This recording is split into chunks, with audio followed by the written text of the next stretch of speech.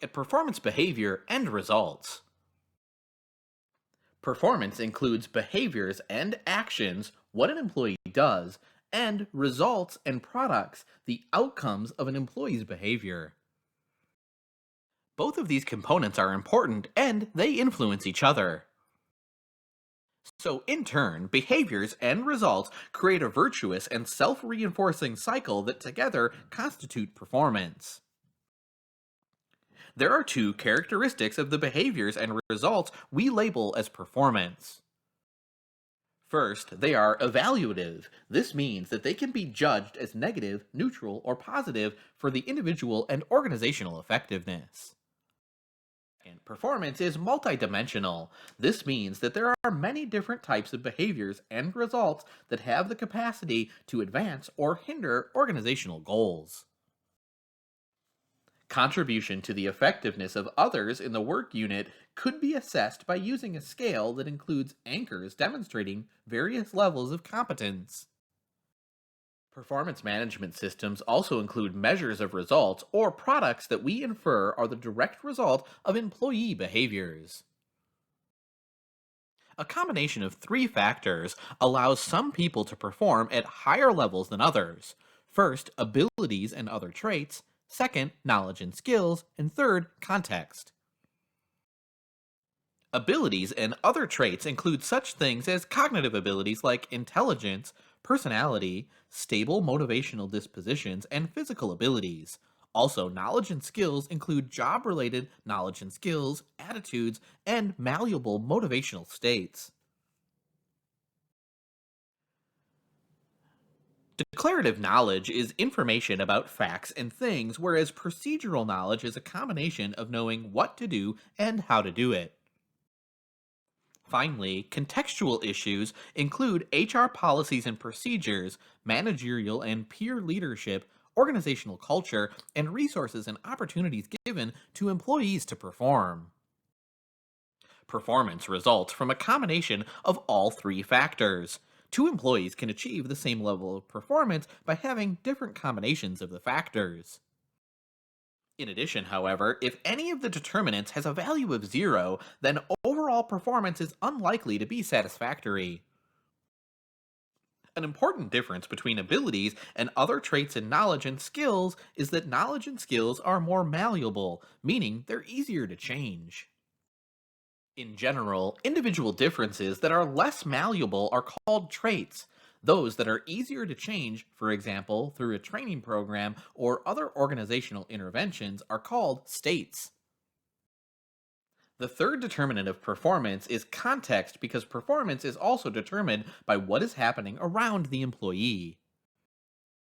Employees are more likely to perform at maximum levels when they understand they're being evaluated, when they accept instructions to maximize performance on the task, and when the task is of a short duration.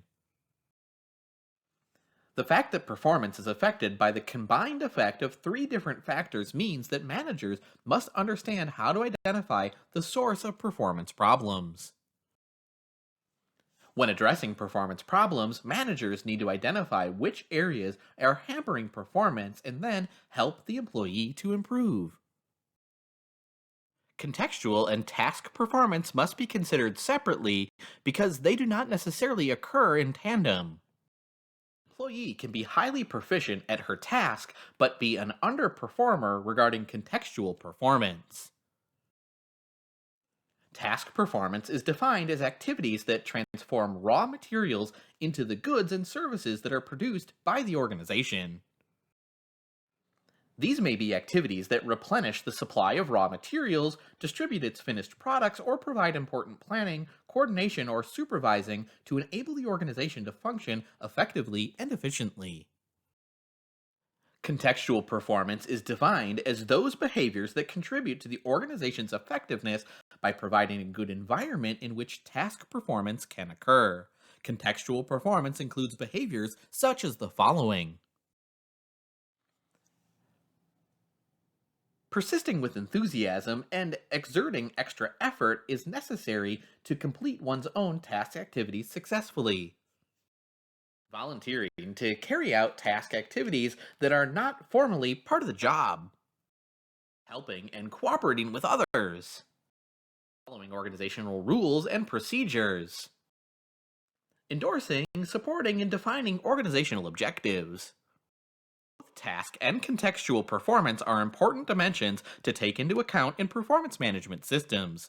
Imagine what would happen to an organization in which all employees are outstanding regarding task performance but do not perform well regarding contextual performance. Many organizations now realize that there is a need to focus on both task and contextual performance because they cannot function properly without a minimum dose of positive contextual behavior on the part of all employees. There are numerous pressing reasons why both task and contextual performance dimensions should be included in a performance management system. Global competition is raising the level of effort required of all employees.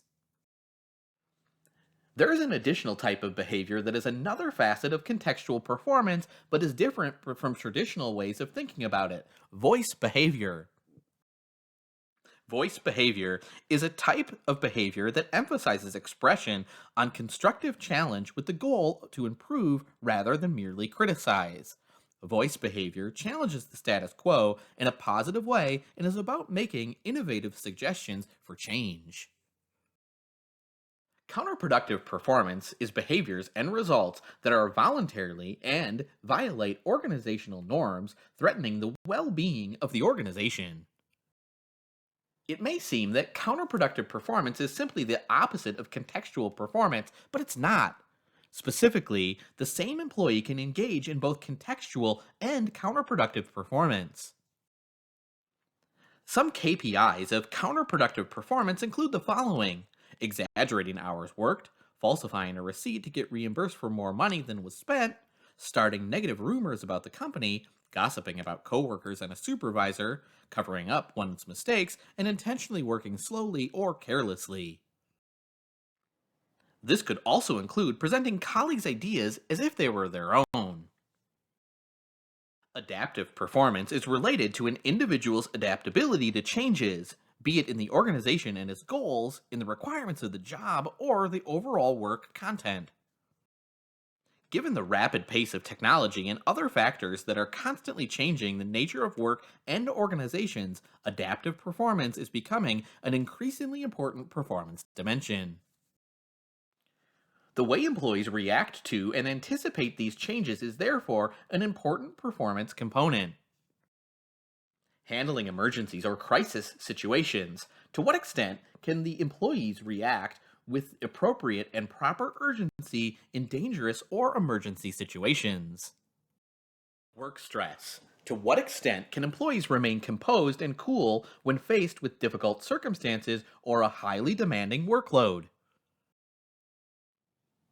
Solving problems creatively. To what extent can employees use unique types of analysis to generate new, innovative ideas in complex areas? Dealing with uncertain and unpredictable work situations.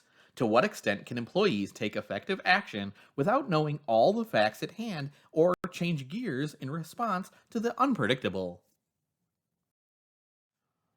Learning work tasks, technologies, and procedures. To what extent can employees demonstrate enthusiasm for learning new approaches and technologies?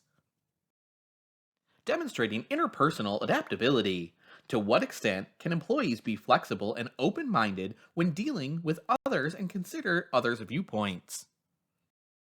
Demonstrating cultural adaptability.